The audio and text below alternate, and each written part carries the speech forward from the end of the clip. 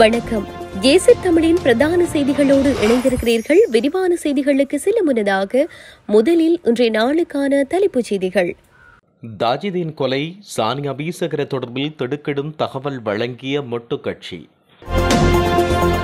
மன்னார் காற்றாலை விவகாரம் அருட்தந்தை மார்க்கஸ் உட்பட 5 நீதிமன்றத்தில் முன்னிலை.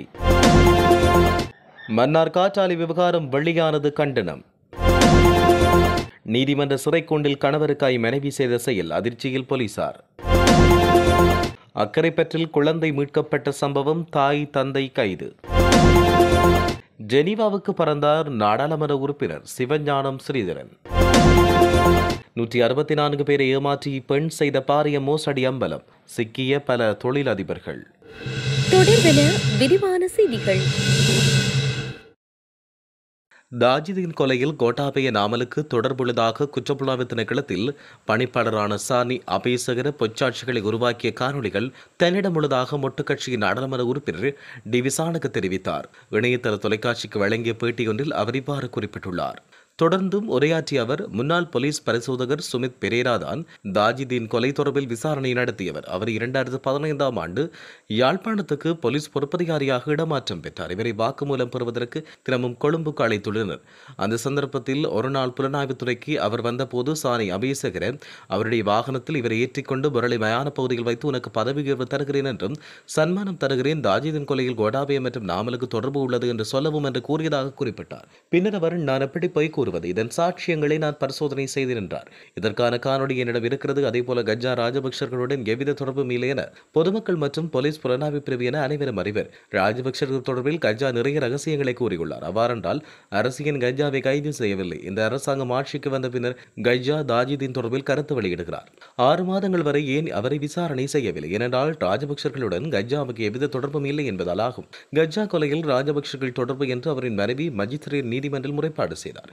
ஆனால் பின்னர் போதைப்பொருள் தொடர்பிலான பிரச்சனையில் அவர் கொல்லப்பட்டதாக தெரிய வருகிறது. சானி அபேசகர பொய்ச்சாட்சிகளை உருவாக்க வல்லவர் என்பது நாம் அறிந்த விடயம். இவ்வாறான பொய்ச்சாட்சிகள் உருவாக்கப்படுகிறது. இவற்றை நாம் எவ்வாறு நம்புவதென்றும் அவர் கேள்வி எழுப்பியுள்ளார்.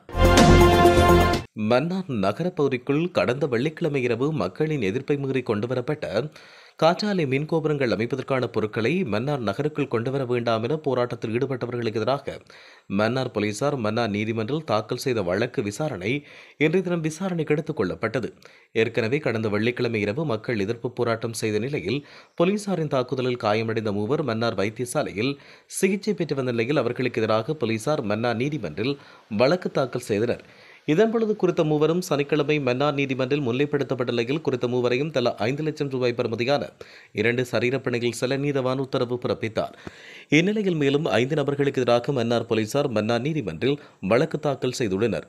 மன்னார் பிரஜைகள் குழுவின் தலைவர் அருட்தந்தை மார்க்கஸ் அடிகளார் உள்ளடங்கலாக போராட்டத்தில் ஈடுபட்ட 6 நபர்களுக்கு எதிராக போலீசார் வழக்கு தாக்கல் செய்துள்ளனர்.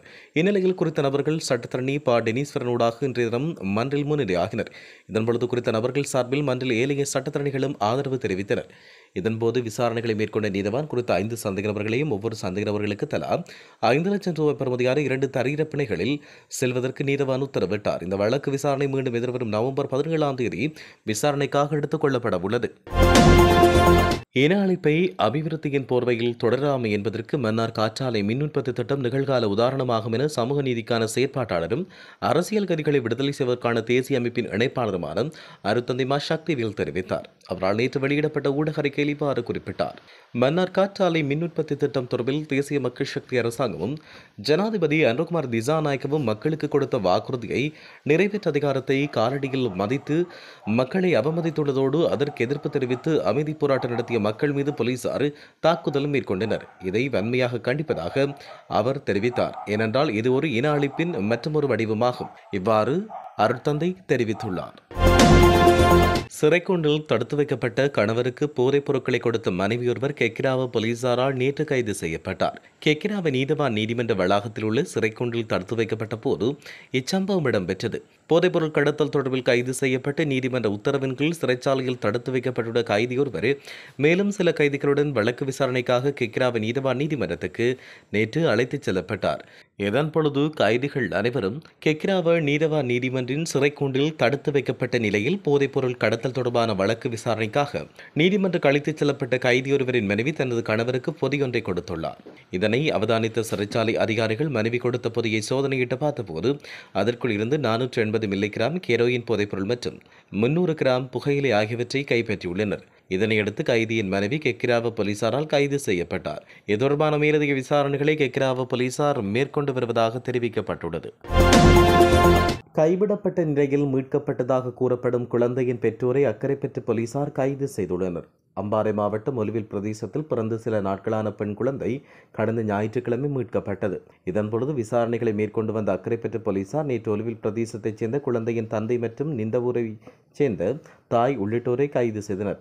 அத்துடன் காதலித்து வந்த தாய் மற்றும் தந்தை ஆகிய இருவரும் 17 வயதுடையவர்கள் என்றும் அவர்களுக்கு திருமணமாகாத நிலையில் குறித்த குழந்தை பிறந்துள்ளதாக போலீசார் தெரிவித்தனர். மேலும் குழந்தையின் தந்தையின் உறவினர்கள் காதலுக்கு எதிர்ப்பை தெரிவித்த நிலையில் கடந்த ஞாயிற்றுக்கிழமை இந்த பெண் தன்னுடைய வீட்டில் சிசுவை பிரசவித்துள்ளார். இந்த விடயத்தை அறிந்து கொண்ட குழந்தையின் தந்தை காதலியின் வீடு சென்று என்னுடைய குழந்தையை நான் வளர்க்கிறேன் தாருங்கள் என்று பெற்றுக்கொண்டு வந்துள்ளார்.